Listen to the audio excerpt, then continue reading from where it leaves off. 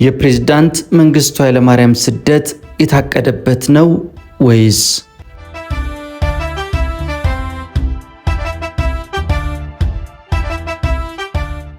ፕሬዝዳንት መንግስቱ በፈተናም ሆነ በደስታ ተረግመውም ሆነ ተራግመው ደምተውም ሆነ አድምተው አጥፍተውም ሆነ አልምተው ኢትዮጵያን ለ17 ዓመታት መርተዋል። ለመሆኑ ፕሬዝዳንቱ ከስልጣን ወርደው ወደ ዚምባብዌ ሲሸሹ አስበውበት ነው ወይስ በድንገት የሆነ ጉዳይ ነው?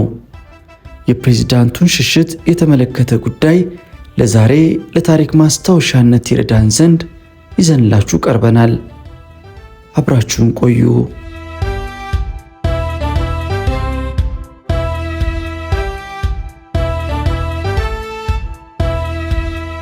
የፕሬዝዳንት መንግስቱ ኃይለማርያም ስደት የታቀደ ይሆን? ለኛ አፍሪካውያን በቀጥታም ሆነ በተዘዋዋሪ መንገድ መሪዎቻችንን የሚመርጡልን ነጮች ናቸው፣ የሚያሰናብቱልንም እነርሱ ናቸው። ይህ ሁኔታ ቅኝ ገዢዎች ከ1960ዎቹ ዓመተ ምህረት እንደ አውሮፓውያን አቆጣጠር ወዲህ አፍሪካን በተለመደው አይነት መግዛት እንደማይቻላቸው ከተገነዘቡና የእጅ አዙር ቅኝ አገዛዝ ስልት ከተከተሉ በኋላ በተለያየ ጥበብና ዘዴ ያጠናከሩት ጉዳይ ሆኗል። በነጮች የሚመረጡልን መሪዎቻችን ለእነርሱ የሚመቹ ከሆነ በእኛ ላይ ያሰኛቸውን እያደረጉ ዕድሜ ልካቸውን እየገዙን ይኖራሉ። እኛ እንድንሸራቸው እንኳን አይፈቅዱልንም። ከእነርሱ ፍላጎት ካፈነገጡና ለእጅ አዙር ቅኝ አገዛዛቸው የማይመች ከሆነ ግን እንደ ዕድል ሆኖ ለእኛ ቢመቹን እንኳን ከስልጣን ያስወግዷቸዋል። ከስልጣን ሲያስወግዷቸው ከይቅርታ ጋር ከሆነ በስደት የሚሄዱበትን ሀገር ይመርጡላቸውና ወስደው ያስቀምጧቸዋል። ከዚያም ደሞዝ ይቆርጡላቸውና በአንጻራዊ ተድላና ደስታ እንዲኖሩም የጽጌረዳ ፍራሽ ይፈርሹላቸዋል። ይህን ሁሉ ባያደርጉላቸው እንኳን በሰላም እንዲኖሩ ይተዋቸዋል። አፈንጋጭነታቸው ከይቅርታ በላይ ከሆነ ግን ጨካኝ አልጋ ገልባጭ ያስነሱና በተከበሩበት ሀገርና ሕዝብ ፊት የውርደት ሞት እንዲሞቱ ያደርጓቸዋል። ይህ ሁናቴ በሀገራችን አልነበረም፣ አሁንም አልተፈጸመም ማለት ያዳግታል። የተለያየ አንድምታ የሚሰጠው ጥገኝነት ከዘመነ መሳፍንት ወዲህ እስካሁን ድረስ ያለ መሆኑም እርግጥ ነው።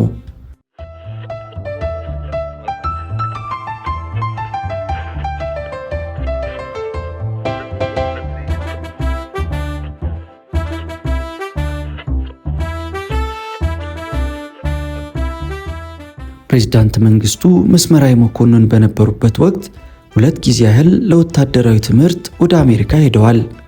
ብዙዎቹ የአፍሪካ ወጣት መኮንኖች በመንግስታቸው ላይ እንደ አማራጭ ካርድ የሚመለምሉትና በሲአይኤ የቅርብ ክትትልና ኩትኮታ እንዲያድጉ የሚመዘገቡትና አፍቃሪ አሜሪካ ሆነው የሚመለሱት በዚህ አጋጣሚ ነው።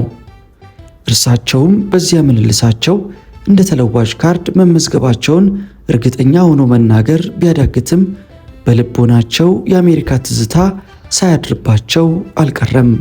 ደርግ በተቋቋመ 3 ዓመታት በኋላ ይመስለኛል በሥራ ምክንያት ቢሮአቸው እንደሄድኩ ገስጥ አሜሪካ ሄደ ነበር ብለው ጠየቁኝ።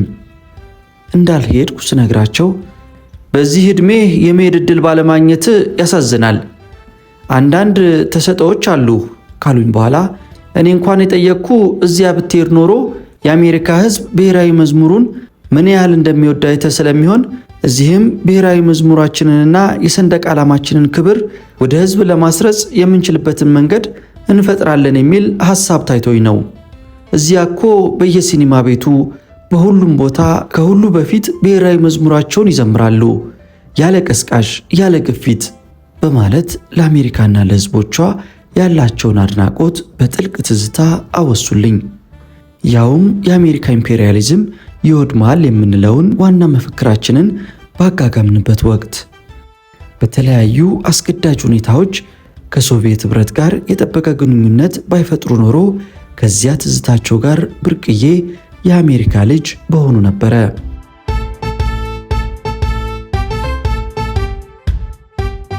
ደርግ እንደተቋቋመ እርሳቸው ሌተናል ጄኔራል አማንን በመጋረጃነት በመጠቀማቸውና ጄኔራሉም አፍቃሪ ምዕራብ በመሆናቸው አሜሪካም እምነቷን ስለጣለችባቸው በሻለቃ መንግስቱ ኃይለማርያም ላይ ብዙም ትኩረት አላደረገችም ማለት ይቻላል።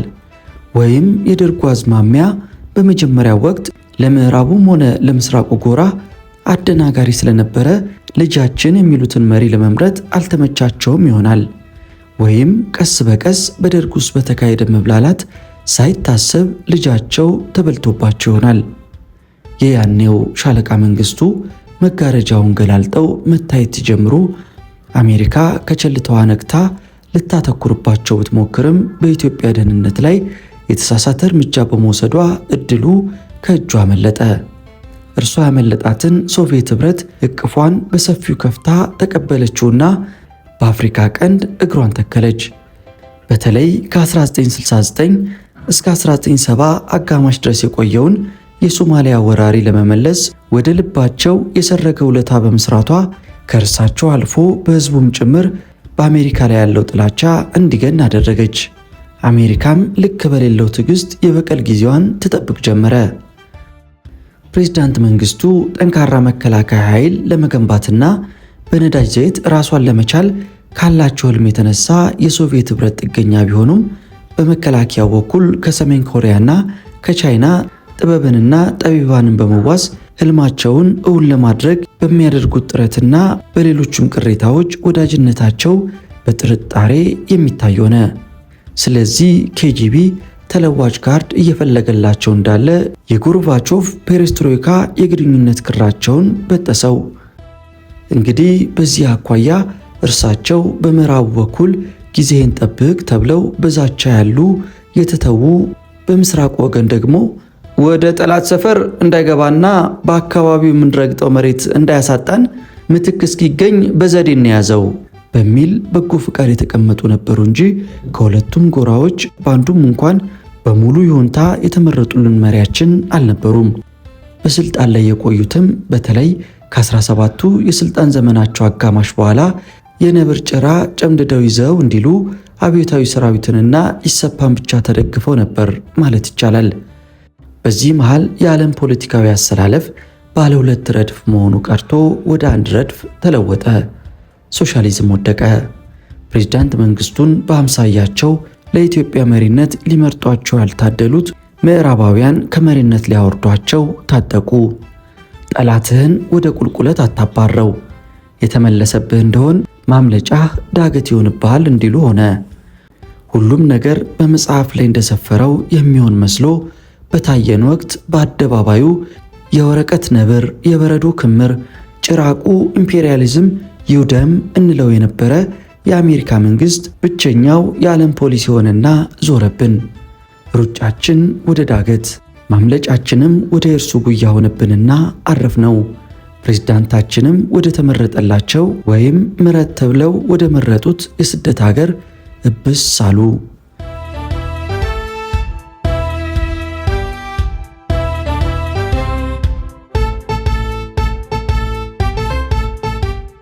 ለመሆኑ ከስልጣን እንዲወርዱ የወሰኑባቸውና የሚሄዱበትን ሀገር የመረጡላቸው ወይም ያስመረጡላቸው መቼ ይሆን? በዚህ ጥያቄ ላይ የተለያዩ ታዛቢዎች የተለያየ አስተያየት አላቸው። እነዚያን አስተያየቶች ለማስተባበል ወይም እውነት ለማለት አልቃጣም።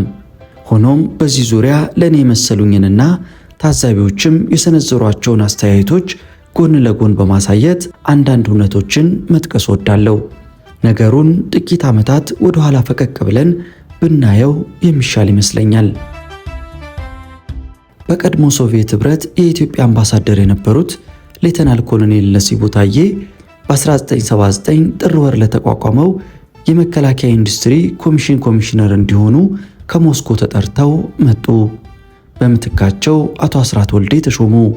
አቶ አስራት አምባሳደር ሊሆኑ ቀርቶ ሊታሰቡ እንኳን የማይገባቸው ናቸው በሚል አመለካከት በሹመታቸው ያልተገረመ አልነበረም።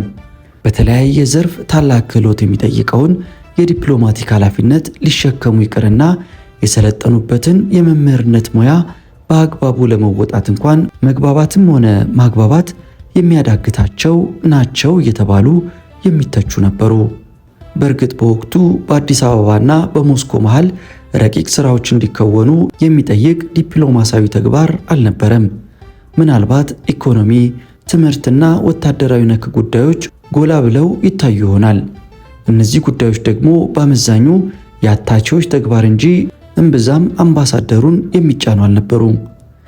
ከዚህ አንጻር አቶ አስራት አምባሳደር ሆነው ወደ ሞስኮ የመሄዳቸው ፋይዳ ጠንካራ ዲፕሎማሲያዊ ልምድ ለሚጠይቅ ስፍራ ዕውቀት እንዲቀስሙ ወይም ወደ ሌላ የታቀደ ስፍራ እንዲሸጋገሩ ታዛቢን ለማደናገር የተደረገ ቅድመ ዝግጅት እንደሆነ መገመት ይቻላል። እርሳቸው ስራቸውን ለመጀመር ወደ ሞስኮ ሊሄዱ እንደተሰናዱ የጋራ ወዳጃችን ኮሎኔል ጥላሁን ሳህሌ የመልካም ምኞት መግለጫና መሰናበቻ የሚሆን የራት ግብዣ አደረጉላቸው። ፕሮፌሰር አስራት ወልደየስ ብቻቸውን፣ 50 አለቃ ኃይለ ማርያም ወልዴ የፕሬዝዳንቱ አባትና እኔ ከነባለቤቶቻችን በግብዣው ላይ ታድመን ነበረ። እኔና አምባሳደር አስራት ወልዴ የተቀመጥነው ጎን ለጎን ስለነበረ በጨዋታ መሃል እንዴት ነው ጓድ አስራት፣ አምባሳደርነት ቀላል ስራ ይመስሎታል? በማለት እንደ ቀልድ ጠየኳቸው። እውነቴን ነው ምል ጓድ ገስጥ፣ እሱ ሁምባይ ላይ ኖሮ ፕሬዝዳንት መንግስቱን ማለታቸው ነው፣ አምባሳደርነትን የምመኘው ስራ አልነበረም ብለው እቅጩን ነገሩኝ።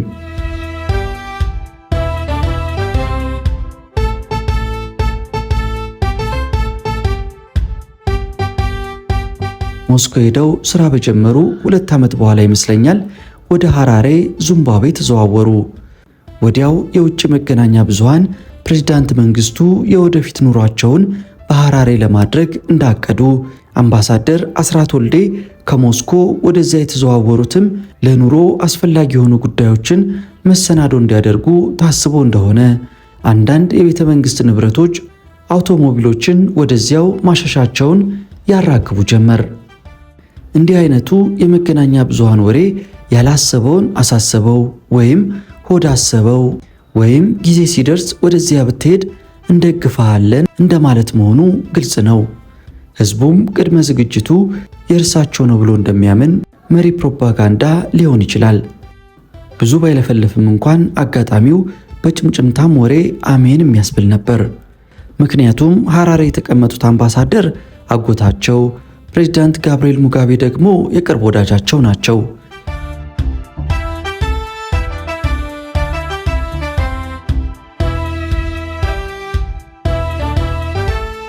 ይህን የሚያጠናክረው ሌላው ነገር ፕሬዝዳንቱ ሀገር ለቀው በወጡ ዕለት አምባሳደር አስራት አዲስ አበባ መገኘታቸውና ወይዘሮ ባንቺን አጅበው ወደ ሐራሬ መመለሳቸው ነው። ይህ ሁሉ አመቺ ሁኔታ ድንገት የተገጣጠመ ቢሆን እንኳን በፕሬዝዳንቱ ወይም በሌላ ሶስተኛ ወገን ይሁን ተብሎ የተቀናጀ ነው ተብሎ እንዳይገመት የሚሞግት ጠንካራ መክንዮ የለም። ይህ በአንድ በኩል የሚታይ ሆነው ከሀገር እንደወጡ በአዲስ አበባ መገናኛ ብዙሃን የተሰራጨው ዜና የተሳከረ ሆኖ እናገኘዋለን። በቅድሚያ የተነገረው የመንግስት ምክር ቤት አምኖበት እርሳቸውም ተስማምተው የሚል ሲሆን፣ ድጋሚ የተነገረው ደግሞ ሀገር ጥሎ ፈረጠጠ በማለት ነው። እርሳቸው በበኩላቸው በመቅረጸ ድምፅ ከሐራሬ በላኩት አተታ ከሀገር የወጣሁት ተታልዬና ተገፍቼ ነው፣ ሚስጥሩን ወደፊት ታሪክ ያወጣዋል ይላል። ያታለላቸውና የገፋቸው ማን እንደሆነ ግን አልገለጹም። ምናልባት የስደት ዘመናቸው እንቅፋት እንዳያገኘው ፈርተው ሚስጥር መደበቃቸው ይሆን?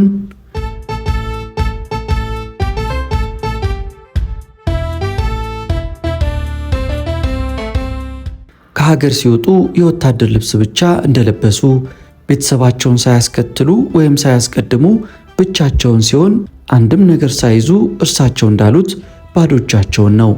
ይልቁንም ከኩዌት መንግስት ለግላቸው የተሰጣቸው ገንዘብ ለሀገሪቱ ከባድ ኢንዱስትሪ ማስፋፊያ ይሆን ዘንድ ናይሮቢ ያደርሷቸው በተመለሰ አጃቢያቸው እጅ ለሌተናል ጄኔራል ተስፋዬ ገብረ ኪዳን ማስታወሻ እንደላኩ ይነግራል።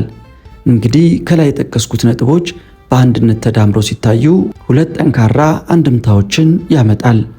አንድም በውጭና በሀገር ቤት በተቀናበረ ሴራ ከውርደት ሞት ወይም ከስደት አንዱን ምረጥ በሚል ማስፈራራት ተገፍተው በድንገት መባረራቸውን፣ አንድም ወደ ዚምባብዌ መሰደዳቸው የቆየ ዕቅድ መሆኑ እንዳይታወቅባቸው ከሌተናል ጄኔራል ተስፋዬ ገብረ ኪዳንና ኮሎኔል ተስፋዬ ወልደ ሥላሴ ጋር መክረው በመንግስት ምክር ቤት ውሳኔና በእርሳቸውም ፍቃድ ከሀገር ወጡ ተብሎ እንዲነገር ማድረጋቸውን መገመት ይቻላል። ሀገር ጥለው ሲሄዱ ቤተሰባቸውን አለማስቀደማቸው ወይም አለማስከተላቸውና በብላቴን ማሰልጠኛ ጣቢያ ጉብኝት ሰበብ መውጣታቸው አንተ ያቦካኸውን ማን ይጋግረው ብለህ የሚል ጠላት ጉዟቸው እንዳያሰናክልባቸው እንደ ዘዴ ቆጥረው አድርገውት ይሆን ያስብላል።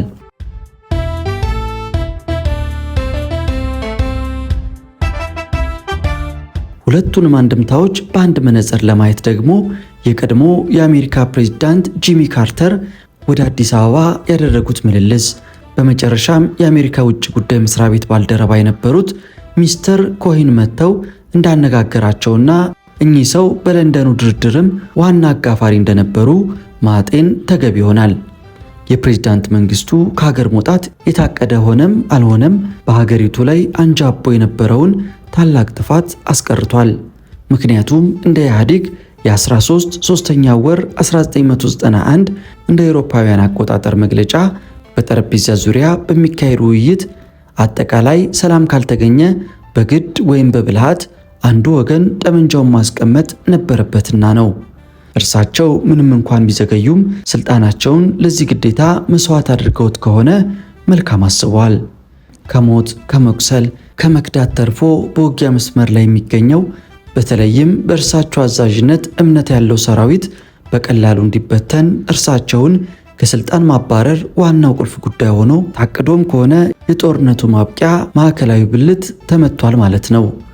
እርሳቸው አንድ ጊዜ በአንድ አጋጣሚ ሲናገሩ እናቴ እኔን እንደወለደች በመሞቷ እናት የለኝም፣ እናቴ ሀገሬ ኢትዮጵያ ናት ብለው ነበረ። ይሁን እንጂ መሪዎቻችንን የመሰየም፣ የመሻር፣ የማባረር፣ የመግደል ወይም የማሳበድ ስልጣን ያላቸው የእጅ አዙር ቀኝ ገዢዎቻችን ልጃችን ብለው በስልጣን ባያስቀምጧቸውም ጠላታችን ብለው ከእናታቸው ከኢትዮጵያ ነጥለው አባረሯቸው። ቢኖሩስ ያለ ሰላምና ያለ መልካም አስተዳደር ምን ያርጉላት? ምንስ ያርጉልን ኖሯል? ከዚህ በኋላ እርሳቸው ተነስ፣ ታጠቅ፣ ዝመት የሚሉት ህዝብ የላቸውም። አብዮታዊት እናት ሀገር ወይም ሞት የሚሉበት ጦር ግንባር የለም።